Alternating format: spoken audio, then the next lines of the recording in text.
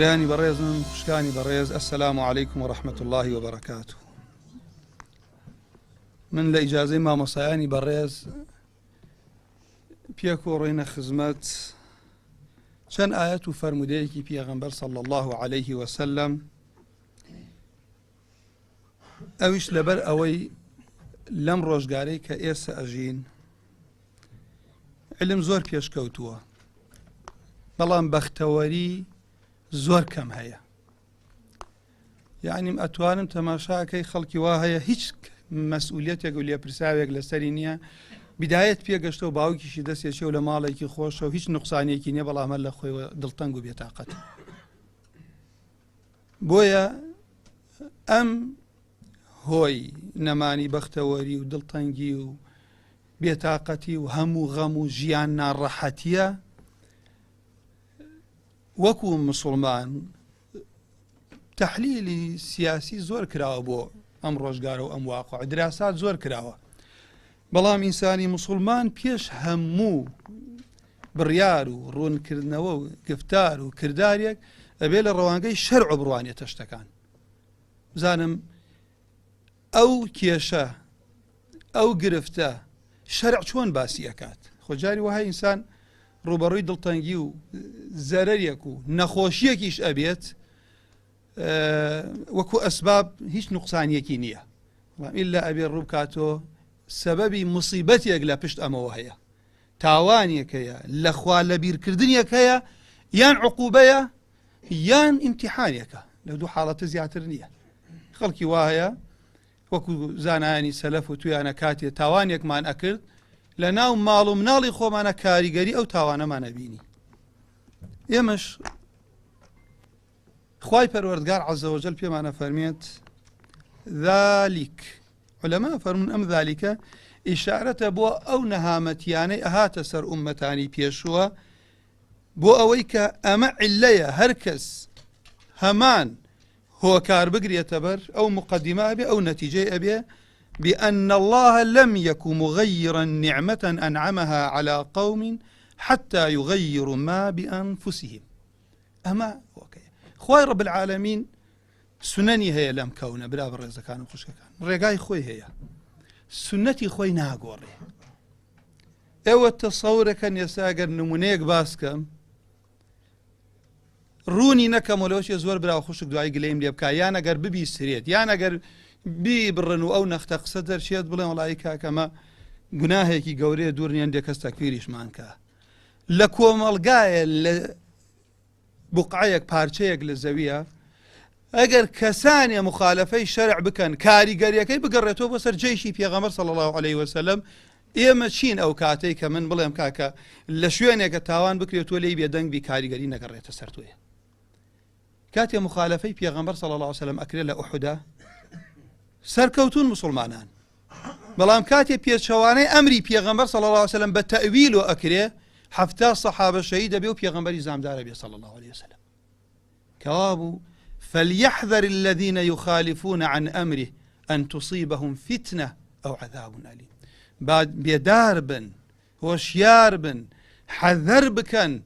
لە مخالەفە کردنی ئەمری پێغەمبەر صلی الله عليه وسلم، بەوەی کە یا تووشی فیتنە ئەبن. گەورەکەی شرکە ئیمامی ئەحمەدە فەرمێ دواتر ذەلیلی ناڕەحەتی نەبوونی نەخۆشی دوژمن زاڵە بێتە سەرتە، خوا پەنامامدا ئەگە لێیشی نەگەڕێتەوە تۆ بە نەکەی ئێش و عەزابێکی ئێش پێگەێنەر. کەوا بوو خوای پەروەردگار عەزە وەجەل ئەمەوێ ئەوە بڵێم عیزەت لە هیچ کەس ناگرێتەوە ئەگەر خۆی هۆکارەکانی عیزەت دەرنەدات. خوای گەورە نیعمەت لە هیچ کەس ناسێنێتەوە ئەگەر خۆی سەبەب کار نەوێ. خوای گەورە سەحەت لە هیچ کەس وەرناگرێتەوە، سنەتی خوای گەورە وایە. نمونەیەکی سادە و بەسیط بۆ ڕوونکردنەوەی ئەمە هەموو قورئانت لەبەر بێ و حافظی ئەحادیث بیت و شەو تا بەیانی مەخەوە عیبادەت کۆ بە ڕۆژ بە ڕۆژی بە مەلەوانی نەزانی بڕۆیتە ئاو دەریا ئەخنکەیت. بێباوەڕێکیش شەو ڕۆژ لە تاوان و کوفرا بژی مەلەوان بێ لێ ئەدا و دەرەچێت. خوای گەورە سنەتی دانیاوێ. ئەبێ ئێمە بە پێی ئەو سنەتانە بڕۆین ئەگەر ئەمانەیە خوای پەروەردگار بەرەکەتی خۆیمان بۆ دابەزێنێت. جا لەوانە پێغەمبەری خوا صلی الله عليه وسلم ڕۆژێکیان ڕووی کردە هاوڵان. ئەم فەرموودە شێخ ئەلبانی فەرمووی فەرمودەیەکی حەسەنە. فەرمووی یا معشەڕ المهاجرین ئەی کۆڕ و کۆمەڵ و مەعشەری مهاجرین پێنجشت هەیە ئەگەر ڕوبەڕووتان بێتەوە تووشی تاقیکردنەوە پێن ببن بەو پێنجتە و پەناتان ئەگرمە بخوا بەوەی کە تووشتان بێت اینجا ئەمە پێغەمبەری خوا صلی الله علیه و سلم بەو جیلە پیرۆزەوە فەرمێت ئەبێ ئێمە چین کە ئێستا ئەو پێنجتەمان تایە ئەمەیە زۆر خەتەرناک و ترسناک ئەوەی پێغەمبەر صلی الله علیه و سلم بە مهاجرین کە ئەنصار و مهاجرین میزانن بۆ هەر کەسی ئەوێ ڕاست بێ شوێنی ئەو دوو تایفە بکەوێت حبیان لە دینە بغضیان لە نیفاقە ئەصحاب حین نییە سنووری ئەهلی سنە ئەصحاب ئەوەی قسەی بە ئەصحاب وت تۆ بەش نەکا لی بچووکە بێتەوە چەند زانا بێت چەند گەورە بێ بچووکە بێتەوە جا پێغەمبەری خوا بە مهاجرین وا فەرمێ کە یەکەم تائیفەیەک ئەڕۆنە بەهەشت لە پاش پێغەمبەران فقەڕای مهاجرین اینجا پێغەمبەری خوا ئەفەرمێت لم تظهر الفاحشة في قوم قط حتى يعلنوا بها إلا فشى فيهم الطاعون خوا پەنامان داد فاحشە لە هەر قەومێکە بڵاو بێتەوە ئیعلانی کەن کە ئەوەی دەسەڵاتی هەبێ و منعی کە منعی نەکا لە هەمووی بەشدارە لە هەموو تاوانێک ئاکری طاعون هەندێک لە عولەماڵە ئێستا ئەمڕۆی ئەمڕۆمان سەرەتانە هەر لە هەموو بەشەکانی لە پێستۆ تا ئاگاتە مەعیدە تا ئاگات وای لێ هاتووە خەڵکێکی زۆر ئاگات لە خۆنی ئەڵێ وەڵا کاکە فڵانە و نەخۆشیە توش بووەک ئەنجا پێغەمبەری خوا فەرمیێ صلی الله عليه وسلم تووشی ئێش و ئازارێک ئەبن نەبیسراوە نەخۆشی تازەتان بۆ تێن نەبیسراوە ئەمە دواتر من ڕۆمە سەر فەرمودەی دووەم مەبەستمە فەرمیێ لە هەر عەرزیەکە خیانەت هەبوو غەش هەبوو لە میکیال و میزانە ئللا تووشی گرانی ئەبن و تووشی ژیان ناڕەحەتی و محتاجی ئەبن لەگەڵ دەسەڵاتداری زاڵمیش دەبێتە دەسەڵاتان تووشی جەوری سوڵتانە بن زوڵمی دەسەڵاتدارە بن هەر قەومێک ئەگەر بێت و مەنعی زەکات بکا پێغەمبەری خوا فەرمێت بەهۆی بەهائم و نەبی خوا بارانیان بۆ نابارین بارانیش ئەبارێ بەڵام چییە خەڵکەکە هەر برسیە بێت و ئەم دوانەی ئەخیرم مەبەستە کە پێغەمبەری خوا فەرمێ صلی الله عليه وسلم هەر کاتێ عەهدی خوا و پێغەمبەری خواتان هەڵوەشاندۆ ئللا خوای پەروەردگار لە دوور و دوژمن ئەهێنێ بەشێ لە خێراتانە بات عەهدی خوا و پێغەمبەر ئینسان بەخوا لە خێزانیەکە لە بەینی ژن و پیاوێکە ناشەرعی هەبێ لە مناڵەکانیانە بەبێ ئەوەی ئەم باوکە و دایکە هەز بک مناڵەکە لە خۆی وە قسەی باوکی ئەو هەیبەتەی نیە لەلای لێیشی بترسێ بەڵام ئەو حورمەتەی نییە کە لە کۆن باسییان کردو ئێسەش حورمەتەن بۆ ئەوەی کە با نمونەیەک نێنینە لە وڵاتی خۆمان بەڵام ناچارە بێ ئینسان جاری وایە بەڵام ئەوەی کە ئەخوێنین زانایان باسیەکەن هەر لەم عەسرەی خۆمان کە خەڵکی وایە لێ وەڵی ئەو باوکەڵێ زۆر بە هەیبەت بوون ماڵێکی زۆر خۆشحاڵ و بەختەوەر بووین بەڵام ماڵ و مناڵیشم نازانم کە کەوتومەتە هەڵە و تاوانەوە هاتوومەتە ماڵ نەخێزانم وەکو جاری پێشوو بووە لەگەڵ منە مناڵەکانم بۆیە سەلەفی ساڵح ئەفەرموون سەحابەکان ئەفەرموون خەڵکانی هەن بە تەنها تاوانەکەن بەبێ ئەوەی ئاگایان لە خۆن کەس بیان نازانێ چونکە هەیبەت خوا ئەیداتە خەڵکی خوای شەیگەڕێنێتەوە بۆت حورمەت خوای گەورەی بەخشێت خوای گەورەی عزەتە بەخشێ خوای گەورەی ئینسانیش ذەلیل ئەکات خوای گەورە بمان پارێزیە لە ذەلیلی و عزەت ببەخشێتە هەموو لایەکمان کەوا بوو غەریبمان لێ نەیە کە ئێمە ئەگەر بێت و صاحێبی وڵاتێک بووین لە هەموو ڕوویەک و دەوڵەمەنە لە هەموو ڕوویەک و وڵاتی وا هەیە تەنها سیاحەتەکەی ئێمەی باتە ڕێوە هی وایە نیوەی نەوتەکەی ئێمە هی وایە ئاوەکەی ئێمەی نییە بەڵام بۆ خۆیان بۆ لەبەرەوە سونەتی خوا لەگەڵ کافرە جیاوازە لەگەڵ مسلمانە جیاوازە بەڵام ئەوەی کە ئێمە هاینتیایە بەحام ئەو خەڵکەیشی هەیەتی ئەترسێت ئللا مەگەر کەسێ خوا پێی بەخشی بێت نەهی لە مونکەرەکان کردبێ بینی خۆی و خواشی ڕاست کردبێتەوە چونکە بەڕاستی ئینسان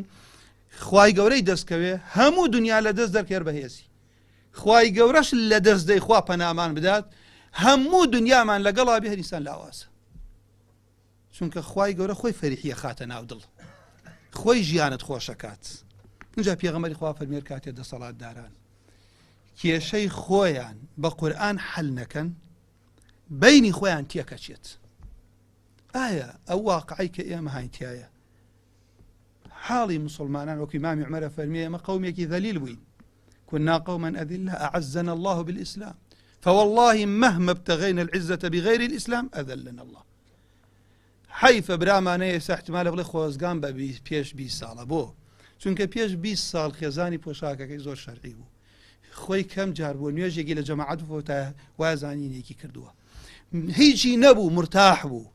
بەڵام دوای ئەوەی کە ئەمەی لە دەستدا طبیعی بووە لەلایەگەر بێت و خێزانی پۆشاکەکەشی گۆڕی بێت، طبیعی بێ لەلایە هەندێک شت ئەمڕۆ عوزری بۆ بێنێتەوە. سەبەبی چییە؟ مەبەستم لێرە لەوایە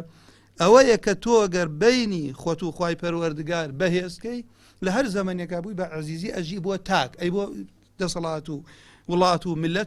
ملەتیش بە هەمان شێوەیە. ئەنجا وتانی کاتی ئەبینی جاری وهەیە دوو برا بینی خۆیان و خوا باشکەن بەخوا دەستی یەکەگرن لە چاکەکان، بەختەوەرە بێ لە چاکەکان. کاکە من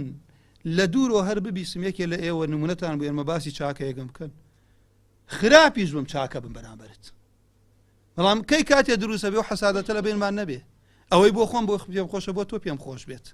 ئەوەی بۆ خۆم پێم ناخۆشە بۆ تۆ پێم ناخۆش بێت. چونکە پێغەمبەر فەرمێ صلی الله علیه وسلم کەی لە فیتنە ڕووتان تێ ئەکا فەرمێ، بەڵام فیتنە لەبەرەوەی ڕزگارتان بێ ڕووی کردە هەر یەک لە ئێوە فلتأته منيته وهو يؤمن بالله واليوم الآخر. باكل حالتك بباوري بخوا بالروجي دوايا به وليأتي إلى الناس ما يحب أن يؤتى إليه. لقل خلق وتعامل بكن شون تان بي خوش بوتو لما لك دانشتوي باسي تو لشون باسي كسيك باسي خود لشوێنێکە کرێ پێت خۆشە خەڵکی چاکەکانت باسکە، پێت خۆشە خەڵکی عیبەکانت سترکە، پێت خۆشە ئەگەر قسەیەکی توێکتا دیفاع لێ بکرێ، پێت خۆشە حرمەتت هەموو ئەو شتانەی بۆ خۆت پێت خۆشە بۆ خەڵکەکەش پێت خۆش بی. بزانام خوای پەروەردگار عەزە وەجەل هەیبەت بۆ کەسا گەڕێن تو یان نایگەڕێن، چونکە ئەوەی خوا بیەوێ بیشکێنێ کەس ناتوانێ عزەتی پێ ببەخشێ، ئەوەیشی خوا بیەوێت عەزیزیکە هەموو زبان ئی خەڵکی کۆکەرەوە هەمووی بە یەک دەنگ بیشکێنەوە خوا نایشکێنێت. لەخوا بۆ خاتری ئیسمی عەظەمی خۆی ڕەحمە